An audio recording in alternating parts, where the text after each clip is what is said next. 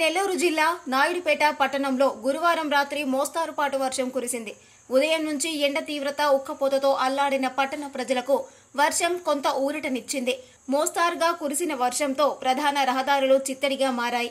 దీంతో పాదచారులు, వాహనదారులు కొంత అవస్థలు పడాల్సిన పరిస్థితి ఏర్పడింది.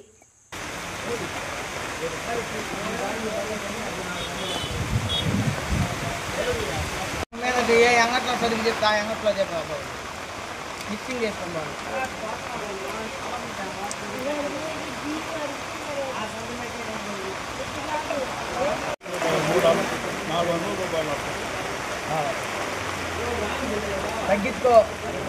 తగ్గించుకో నాకు ఇబ్బందిగా.